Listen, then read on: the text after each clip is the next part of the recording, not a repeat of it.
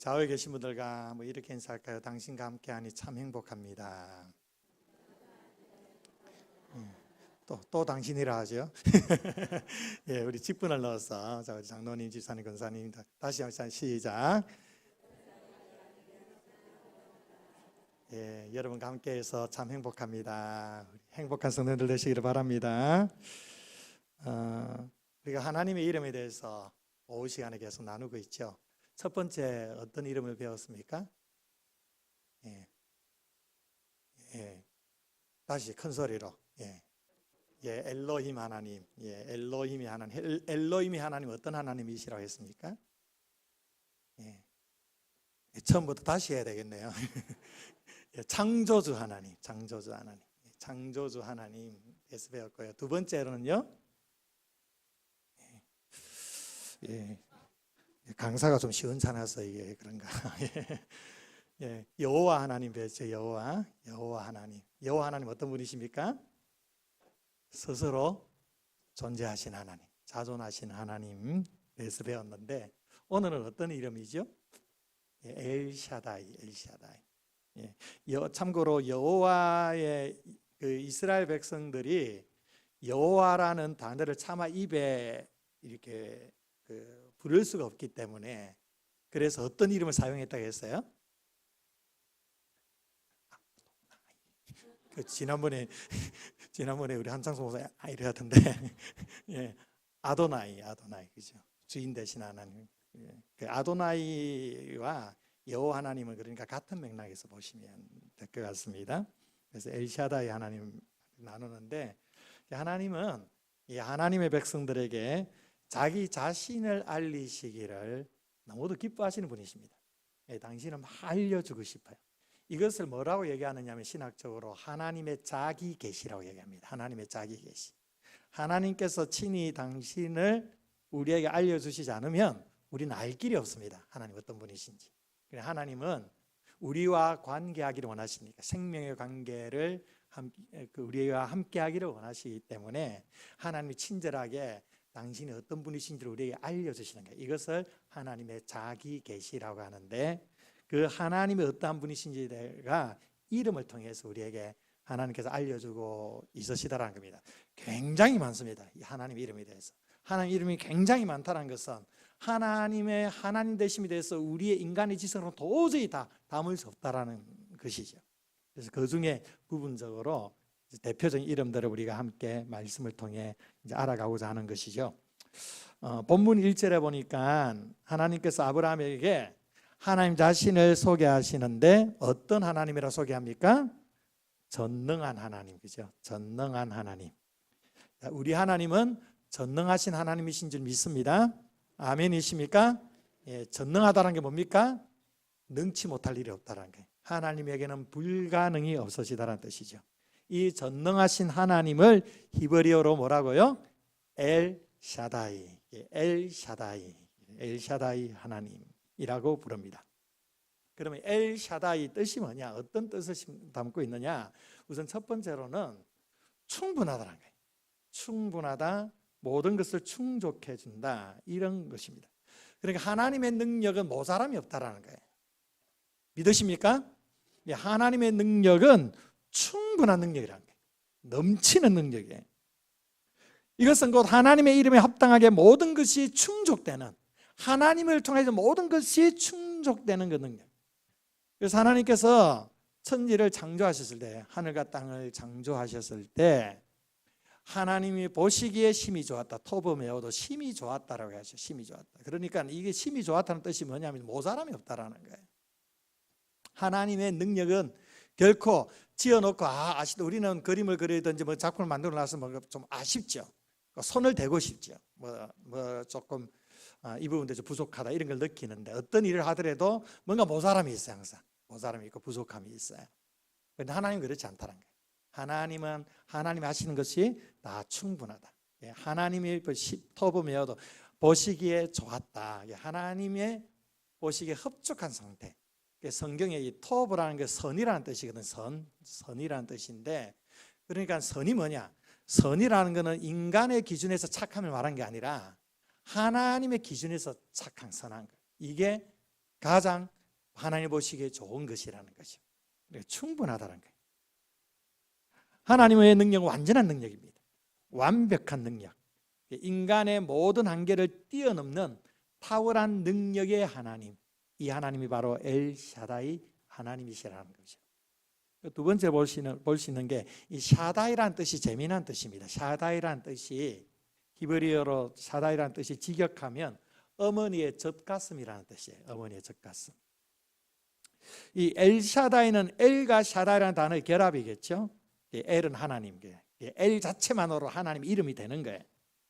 그리고 여기에 이제 샤다이라는 히브리 단어를 쓰는데 이 히브리 단어의 어근이 샤드라는 단어가 있습니다. 샤드라는 단어가 좀 보여주면 좋겠는데 저 어머니의 젖가슴 같이 그렇게 좀 그 단어가 좀 그렇게 생겨져 있어요. 그래서 어머니의 젖가슴이나 깊은 계곡이 있는 산 이런 뜻으로 이 샤다이라는 단어를 사용한다는 거죠. 그러니까 지금 하나님은요, 오늘 본문에 보니까 절망 가운데 있는 아브라함과 이 사라를 건지시기 위해 하나님께서 어떤 하나님을 다가오시느냐 하면 따뜻한 어머니의 마음. 이것은 하나님의 교회에서 안성 하나님께서 말하는 어머니 하나님을 얘기하는 게 아닙니다. 그건 잘못된 거예요. 그건 잘못된 것이고, 하나님은 아버지시지만 어머니와 같은 따뜻함을 가지고 계시다는 것이에요. 어머니의 그 따뜻한 마음으로 지금 아브라함과 사라에게 다가오고 있다는 거예요. 그래서 그들의 그 아픈 마음을 지금 이 부부의 문제가 뭡니까? 자녀가 없다는 거죠. 자녀가 없다라는 거. 오늘날 이 시대에 자녀가 없다라는 거는 뭐 자녀를 기다리는 사람들이 아주 절박한 문제이기도 하지만 그러나 사회적으로 봤을 때 자녀가 없는 것을 뭐 크게 거기에 대해서 문제 삼지는 않습니다. 이 당시 고대 근동 시대에는 자녀가 없다는 것은 뭘 가리키냐면 하나님께 저주받았다는 거예요. 신에게 저주받았다 이런 의미거든요. 그러니까 굉장히 자녀가 없다는 것은 이 부부에게 엄청난 고통인 거예요. 그래서 자기 인간적인 방법으로 그 이스마엘을 낳게 되죠. 그것으로 인해서 받은 고통이 또 훨씬 더 커졌죠. 그리고 난 다음에 13년이 지난 후에 하나님께서 지금 아브라함에게 나타나신 거예요. 나타나실 때 무서운 하나님, 공포스러운 하나님, 아니 네가 어떻게 나한테 이럴 수가 있어? 내가 너를 아들을 낳을 때까지 너의 태중에서 아이가 낳을 것이라 내가 얘기했는데 왜 기다리지 못하고 엉뚱한 시로 이스마엘을 낳았냐? 막 심판하고 무섭게 지금 다가오신 것이 아니고 이 부부에게 따뜻한 어머니의 마음으로 그들이 다가온 것입니다. 그리고 그들의 아픈 마음을 지금 싸매어 주고 계시는 거예요. 어머니의 젖가슴은 무엇을 상징하는 것입니까? 생명을 상징하는 거죠. 생명을. 아이들이 어머니의 젖을 통하여 우리 아기들이 그 생명을 영위해 가듯이 이 하나님의 능력이 우리의 생명의 근원이라는 것입니다. 여러분, 우리는 하나님의 능력 없이는 살아갈 수 없는 존재입니다. 하나님의 능력이 우리의 삶 가운데 작용하지 않으면 한 치 앞도 살 수 없는 존재가 바로 우리라는 것입니다. 그래서 하나님은 엘샤다이 하나님이라는 것이죠. 이 엘샤다이는 구약 성경에 48번 등장하는데 그 중에 욥기에서 굉장히 많이 나옵니다. 욥기에서 31번 나옵니다. 욥기에서. 그러니까 욥기에서 나오는 하나님의 이름은 대부분이 다 엘샤다이로 되어 있다는 거예요. 많은 부분에 있어서. 그러면 욥이라면 어떤 사람입니까? 여러분들이 딱 인식하고 있는 욥하면 뭡니까? 고난 것이요. 고통. 고난의 대명사, 고통의 대명사. 예. 이 지구상에 이만큼 고통받을 사람이 있을까? 그렇게 생각할 만큼 엄청난 고난을 받은 사람이죠. 이 고난 속에 있는 욥에게 다가오신 하나님이 전능하신 하나님인데 그 전능하신 하나님은 욥을 따뜻하게 안아주시는 그 엄마의 그 심령 마음으로 욥을 따뜻하게 안아주시고 고통을 싸매어 주시는, 외면하지 아니하시고 싸매어 주시는 하나님으로 욥에게 다가오고 있다는 것입니다. 여러분, 이것은 무엇을 말씀해 주겠습니까? 우리의 고난이 깊으면 깊을수록 하나님의 위로는 더 크다는 것입니다. 우리의 아픔이 크면 클수록 그것보다 하나님의 싸매어 주시는, 어루만져 주시는 그 하나님의 따스한 손길, 그 어머니의 그 마음이 더 크시다라는 거예요. 그 하나님이 엘샤다이 하나님이라는 거죠. 그래서 욥기 5장 18절에 이렇게 말씀합니다. 하나님은 아프게, 함께 읽습니다. 시작. 하나님은 아프게 하시다가 싸매시며 상하게 하시다가 그의 손으로 고치시나니. 아멘. 여기 하나님이 엘샤다이예요. 엘샤다이 하나님은 그 아픈 가운데서 싸매어 주신다는 거예요. 때로는 그 고난을 통하여 우리가 상한 그 마음을 가지고 있을 때 하나님께서는 그 따뜻한 손으로 고쳐주시는 분이시라는 겁니다. 여러분, 고통에는 이유가 있습니다. 우리 그리스도인들의 고통은 그냥 우연이 아닙니다. 그리스도인의 고통은 의미 없는 고통이 아닙니다. 그리스도인의 고통에는 반드시 뜻이 있습니다. 그래서 하나님께서 여기 보니까 아프게 하시다가, 하나님이 아프게 하신 분이 하나님이시라는 거예요. 욥에게 사탄의 어떤 시험을 통해 욥에게 고난이 왔는데 그 고난을 허용하신 분이 하나님이시라는 거예요. 우리에게도 그러합니다. 어떤 방식으로든지 고난이 찾아왔을 때 분명한 것은 그 고난을 허용하신 분은 하나님이시라는 거예요. 하나님이 우리를 때로는 아프게 하신다는 거예요. 우리를 고통 가운데 우리를 몰고 가시기도 하신다는 거예요. 그런데 거기서 하나님은 끝나지 않는다는 거예요. 어떻게 하시느냐? 무너지지 않도록 싸매어 주시는 거예요.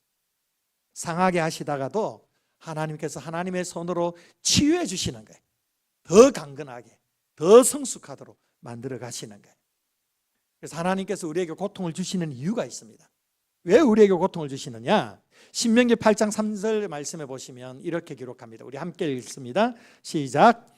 너를 낮추시며 또 너도 알지 못하며 내 조상들도 알지 못하던 만나를 내게 먹이신 것은 사람이 떡으로만 사는 것이 아니요 여호와의 입에서 나오는 모든 말씀으로 사는 줄을 내가 알게 하려 하심이니라. 아멘. 오늘 이 말씀을 통해 하나님께서 우리에게 고난을 주신 이유를 두 가지로 얘기해 줍니다. 하나는 우리를 낮추시기 위해서. 사람은요, 내버려 두면 교만해집니다. 사람은요, 자기가 교만하도록 노력 안 하셔도 돼요. 나는 교만해야지 굳게 다짐을 하고, 나는 방탕하게 살아야지 굳게 다짐을 해서 그렇게 되는 게 아니고요. 그냥 나를 내버려 두면 교만해지는 게 인간이에요. 나를 그냥 내버려 두면 하나님 말씀에 작용되지 않고, 그리고 그 말씀의 기준에서 살아가는 몸부림도 없고, 그냥 내 본능, 내가 하고 싶은 대로, 내 마음에 드는 생각대로 내버려 두면 교만해지게 되고요, 방탕하게 되고 하나님과 그냥 자연스럽게 멀어지게 되는 거예요. 왜냐하면 우리 인간은 재성이 있으니까요. 그 재성이 뭐냐? 자기 중심성이에요. 모든 게 내가 중요해. 내가 중요해. 그러니까 내버려 두면 교만해질 수밖에 없어요. 내버려 두면 방탕할 수밖에 없습니다. 그래서 하나님께서 교만하지 않도록 하기 위해서 어떻게 하느냐? 고난을 주신다는 거예요. 고난을 주셔서. 그래서 그 고난을 통해 우리를 낮추신다는 거예요. 우리를 낮추신다는 게 뭐냐? 나는 못난 사람이구나, 이걸 깨닫게 하는 게 아니고, 하나님의 은혜가 아니고 나는 살아갈 수 없구나, 이게 겸손해. 나는 하나님의 은혜가 내 삶 가운데 작용되지 않으면, 하나님의 능력이 내 삶 가운데 함께 하시지 않으면 나는 한 치 앞도 살아갈 수 없구나. 여러분, 교만이 뭐냐면 내가 하나님 없어도 살아갈 수 있다라는 거예요. 내가 기도하지 않아도, 내가 하나님을 의지하지 않아도, 내가 가지고 있는 재능과 내가 가지고 있는 힘과 내가 가지고 있는 지혜와 지식과 경험들을 통하여 얼마든지 삶의 문제를 헤쳐나갈 수 있다. 이게 교만이에요. 이게 교만. 그래서 하나님 우리를 사랑하시기 때문에 그 하나님을 끊임없이 의지할 수 있도록 우리를 자꾸만 꺾으시는 거예요. 그래서 때로는 우리에게 고난을 허용하시는 것이. 그래서 그 고난을 통해 우리를 낮춰가게 하신다. 그래서 하나님 우리에게 고난을 주시는 거예요. 아브라함도 그랬잖아요. 아브라함도 그냥 내버려 두니까 자기 힘을 하려고 하잖아요. 아이가 없으니까 하나님이 안 주시나 보다. 그러면 어쩔 수 없이 내 힘으로 할래. 내가 꼭 사람만이 여인이냐, 그렇게 해서 딴 여인을 통해서 자식 낳으면 되지, 자기 방식을 취해버린 거지. 그게 교만인 거지. 그래서 하나님께서 그러한 아브라함을 낮추시는 거예요. 낮추시는 거예요. 우리를 하나님께서 우리에게 고난을 주시는 것, 우리를 낮추시기 위함입니다. 우리의 교만을 꺾기 위해서. 그래서 하나님이 아니면, 하나님의 은혜가 아니고 하나님의 능력이 아니면 나는 살아갈 수 없는 존재다. 전적으로 하나님을 의지할 수 있는 그러한 마음으로 우리를 변화시켜 나가시는 것입니다. 그래서 그리스도인들에게는 고난이 필연적으로 필요하다는 거예요. 두 번째는 뭐냐면 하나님의 말씀으로 사는 삶을 깨닫도록 하기 위해서입니다. 오늘 말씀해 보니까 하나님께서 광야를 허락하시는 것, 만나를 계속, 여러분 만나를 40년 동안 계속 먹는다고 생각해 보세요. 얼마나 힘들겠습니까? 아무리 고기가 맛있어도 고기를 40년 동안 맨날 고기만 먹어보세요. 얼마나 힘드시겠어요? 예. 그래서 하나님께서 이렇게 40년 동안 만나를 먹이신 것이 뭐냐? 이 말씀을 사람이 떡으로만 사는 것이 아니고, 떡으로만 사는 것이 아니라 여호와의 입에서 나오는 모든 말씀으로 사는 것이다. 사람이 살아가는 그 길은 빵과 떡이나 이런 음식을 통해서 우리가 육체적인 영양을 섭취는 하지만, 그러나 영적으로 우리가 깨어있지 살아있지 않으면 죽는 거예요. 그래서 항상 말씀이 공급돼야 되는 거예요. 말씀으로 사는 게 그리스도인다운 삶이라는 것이죠. 말씀의 인도함을 받아야만 진정으로 하나님의 백성다운 삶, 인간다운 삶을 살아갈 수가 있는 거죠. 그래서 이스라엘 백성들에게 광야에서 40년 동안 만나를 먹이면서 뺑뺑 돌린 이유는 하나님의 말씀으로 사는 것이다. 너희들 하나님의 인도함을 받아라. 하나님의 인도함을 제대로 받지 않으니까 내 원망하고 불평하고 모세를 막 죽이려고 하고 하나님을 대적하고, 그러니까 계속 뺑뺑이 돌리는 거죠. 그래서 결국은 하나님의 말씀에 순종하게 사는 것이 복된 길이구나, 이걸 깨달도록 하기 위해서 하나님께서 우리에게 고난을 허용하신다는 겁니다. 우리에게 고난이 찾아올 때 가장 중요한 게 뭔지 아세요? 내 고집을 꺾는 거예요. 내게 힘을 빼는 거예요. 내 힘으로 어떻게 해보겠다고 발부둥치고 그러면서 고난을 극복할 수 있는 게 아니라는 거예요. 고난이 찾아올 때는 겸비해야 됩니다. 그래서 하나님을 전적으로 바라볼 수 있어야만 합니다. 하나님께서 야곱의 한도뼈를 왜 내리쳤겠어요? 야곱이 하나님과 괴로워 이겼다고 했는데, 여러분 하나님과 괴로워서 이긴 게 잘한 겁니까? 여러분도 한번 하나님과 기도해서 한번 싸워서 한번 이겨보실래요? 하나님과 싸워서 이긴다라는 것은 그걸 성경에서 부각시킨 게 아니에요. 그런 야곱의 기질을 꺾어버리는 거예요. 그래서 한도뼈를 부러뜨려 버리는 거죠. 그래서 이기려고 하지 말라는 거예요. 하나님 앞에서 힘을 빼라는 거예요. 하나님 앞에 힘을 빼고 그렇게 살아가라는 거예요. 그래서 하나님께서는 고난을 통해서 우리의 고집을 꺾으시는 거예요. 내 힘으로 어찌 할 수 있다라는 그런 것들을 막 꺾으시는 거예요. 그래서 하나님의 말씀의 인도함을 받는, 전적으로 하나님을 의지하며 나아갈 수 있도록 하나님께서 우리의 삶을 만들어 가시는 것이. 그리고 또 하나님께서 우리에게 고난을 주시는 건요, 우리를 축복하기 위해서 그러죠. 축복, 궁극적으로는 우리에게 복이 된다는 겁니다. 시편 119편 71절에 보면 고난당하는 것이 내게 유익이라, 그죠? 이로 말미암아 내가 주의 율례들을 배우게 되었나이다. 결국 이 고난이 우리에게 축복이 되는 것입니다. 고난의 시간이 지난 후에 하나님께서 우리에게 예배하신 복을 부어주시는 것입니다. 하나님의 스토리는요, 항상 끝이 좋은 거예요. 지금이 좀 힘들어도 항상 마무리는 해피엔딩이에요. 늘 이것을 신뢰하시면서 고난 가운데 있을 때에 그 엘샤다이 하나님, 우리의 상처를 싸매시고 우리의 눈물을 닦으시고 우리를 다시금 고치시고 회복하시는 그 하나님을 믿음으로 바라보시고 그 하나님께로 나아갈 수 있는 우리 성도님들 되시기를 바랍니다. 그래서 욥기 5장 18절 아까도 읽었지만 아프게 하시다가도 싸매어 주시는 분, 상하게 하시다가도 그분의 손으로 고쳐주시는 하나님, 그 전능하신 하나님께서 우리의 고통 가운데서도 함께 하시는 줄 믿으시기를 바랍니다. 그리고 이제 또 살펴볼 게 엘샤다이 하나님의 속성은 그러면 어떤 속성이 있느냐. 한번 첫 번째로는요, 자신이 정한 말과 법칙을 한 채의 오차도 없이 철저하게 지킨다는 거예요. 하나님께서는 전능하시다라는 뜻은 하나님께서 자기 마음대로 못한다 이런 의미가 아니라는 거예요. 내 마음대로 변덕스럽게 그냥 내가 하고 싶은 대로 이런 게 아니고요. 하나님께서 자신이, 하나님이 당신께서 정한 말과 당신께서 정한 법칙을 한치의 오차도 없이 지켜나가신다라는 겁니다. 하나님께서는 하나님이 정한 법칙에 따라 이 창조 질서를 움직이고 계십니다. 역사하시는 분입니다. 하나님께서 자신이 하신 말씀이나 법칙들을 막 어겨가면서 그것을 무시하면서 그러니까 마음대로 그 능력을 행하시는 분이 아니라는 거예요.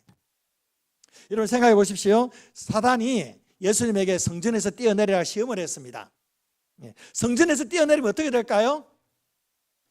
어떻게 됩니까? 여러분들 그 하나님의 능력이 하나님이시니까, 하나님은 전능하신 하나님이시니까 저 10층에서 한번 내가 뛰어내려 볼래? 한번 해보시겠습니까?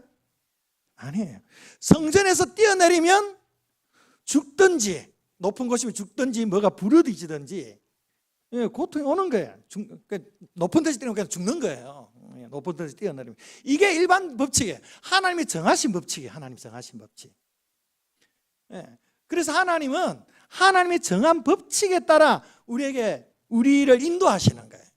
우리의 삶을 그 정확하게 그 하나님의 법칙에 따라서 우리를 주장하시는 거죠. 이게 섭리라는 거예요. 이게 섭리.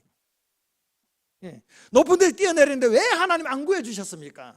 전능하신 하나님이라면서 왜 안 구해주셨습니까? 이럴 수 없다라는 거예요. 공부 하나도 안 한 놈이 기도하면서 하나님 저 수석될 줄 믿습니다. 경북대학교 수석될 줄 믿습니다. 막 기도 40일 동안 금식과 기도한다고 해서 하나님이 수석하게 해줍니까? 합격하게 해줍니까? 아니에요. 하나님 법칙이 뭡니까? 심은 대로 거두게 하십니다.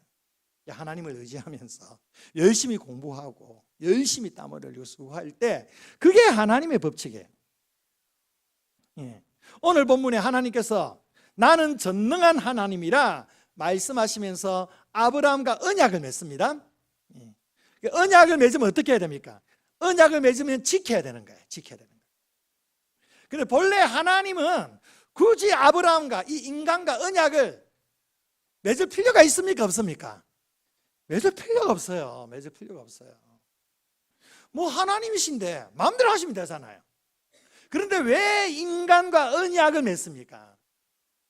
언약을 맺는다는 건요, 이 언약 때문에 인간이 제한받는 게 아니고요, 하나님이 제한받으세요. 언약 안에 하나님이 가두어지시는 거예요. 하나님께서 약속하신 것 하나님이시니까 지키셔야 되는 거예요. 하나님이시니까 내 마음대로 안 지켜도 돼, 그럴 수가 없는 거예요. 그렇게 되면 하나님의 신실함이 훼손이 되는 거잖아요. 하나님이 우리를 얼마나 사랑하시느냐 하면 우리를 너무도 사랑하셔서 우리에게 다 말씀해 주세요. 내가 이렇게 해줄게, 이렇게 해줄게. 약속을 해주세요. 약속을.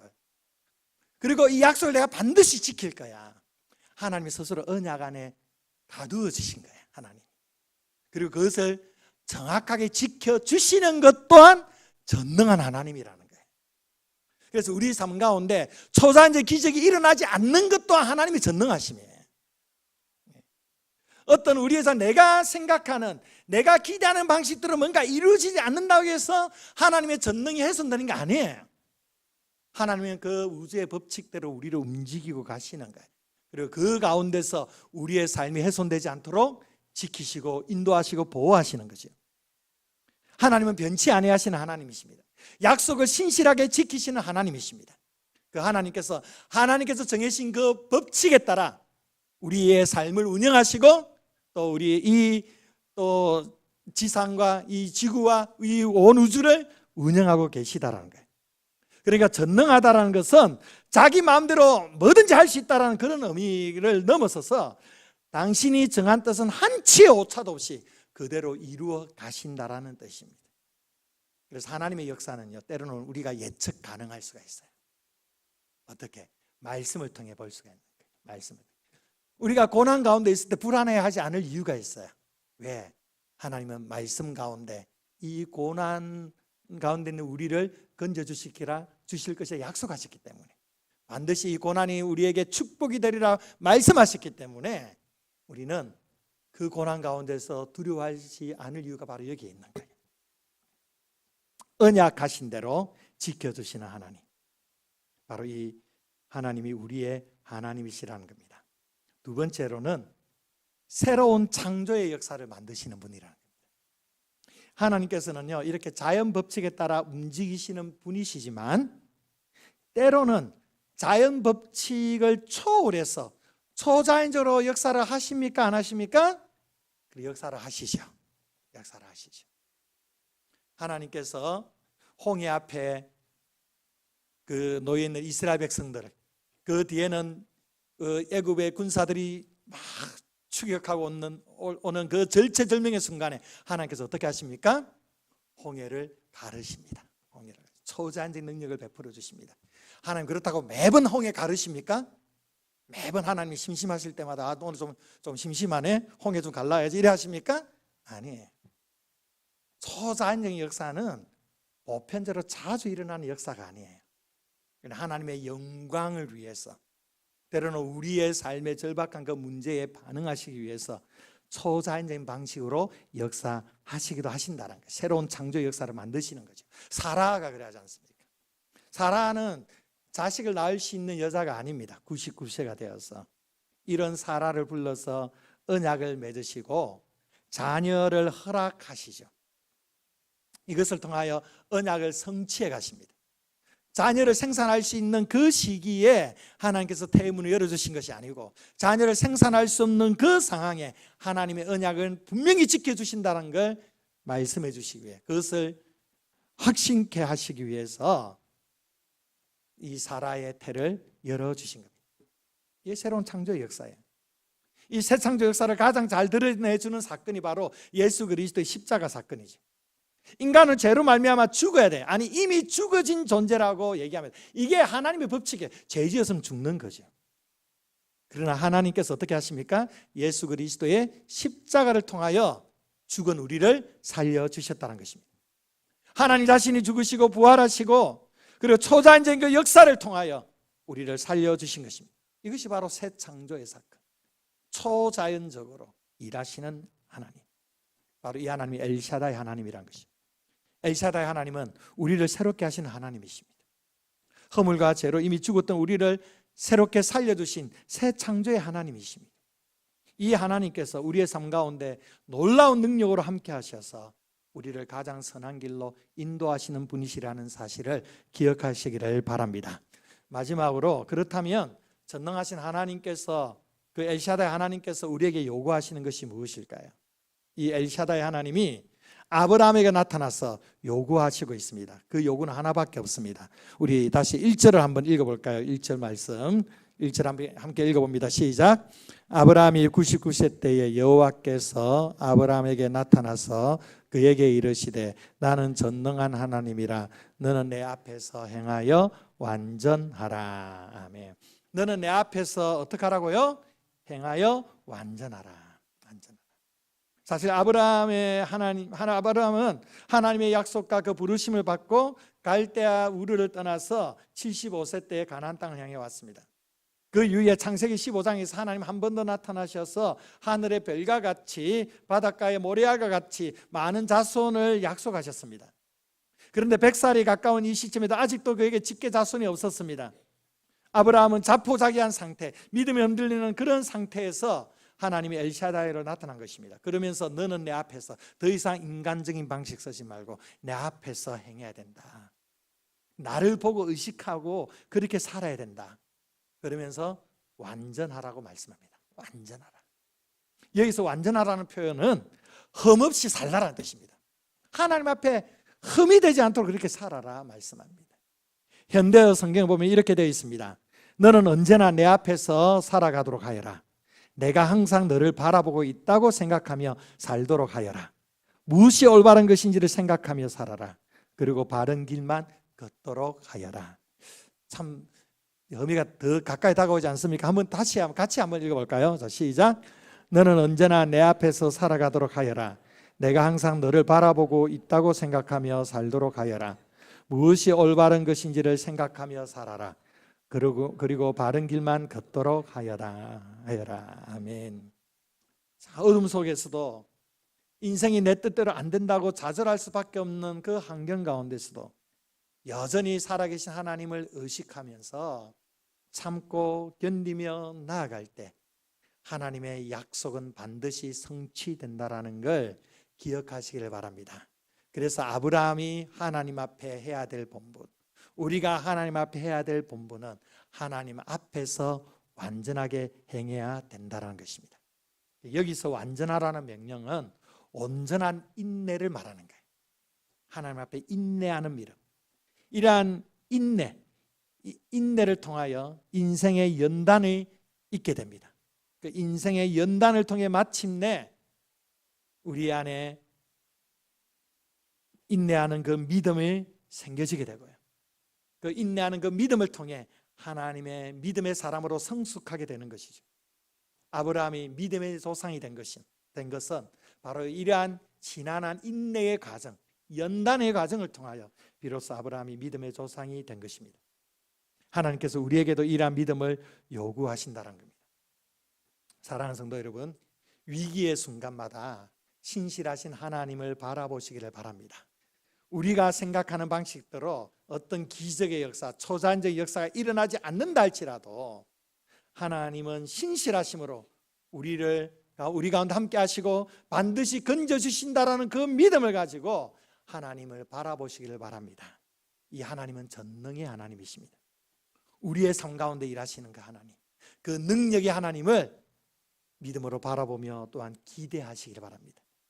여러분의 환경과 상황 때문에, 여러분들의 어려운 그 직면에 있는 그런 문제들 때문에 하나님을 향한 기대를 끊지 마십시오. 모든 것이 끝났다라고 여기지 마십시오. 하나님이 결론 짓지 않으면 끝나는 것이 아닙니다. 모든 결론은 하나님이 지으시는 것입니다.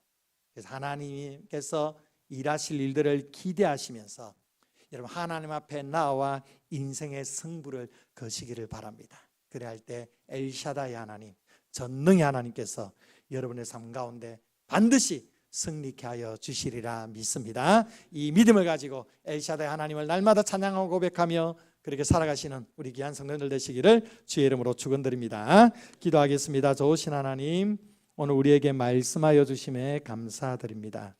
엘샤다이 하나님, 전능의 하나님, 그 전능의 하나님께서 우리의 고난 가운데서도 함께하여 주시고 우리의 삶의 자연 법칙을 통하여 우리의 삶을 섭리하실 뿐만 아니라 때로는 기적의 역사로, 초자연적인 역사를 통해 우리의 삶의 새로운 창조의 역사를 이루어 가시는 귀한 전능의 하나님을 말씀을 통해 깨닫게 하심에 감사드립니다. 우리가 전능하신 하나님, 엘샤다이 하나님을 신뢰하며 믿음으로 바라보며 기대하고 소망하면서 엘샤다이 하나님 앞에 완전하게 행할 수 있는 주의 백성들이 될 수 있도록 축복하여 주시옵소서. 인생의 고통의 순간순간마다 아버지 하나님, 우리의 삶의 모든 결론이 하나님께 있음을 믿고 의지하며 아버지 하나님께서 행하실 그 놀라운 일들을 우리가 바라보면서 또 힘있게 주의 영광 위에 살아갈 수 있도록 축복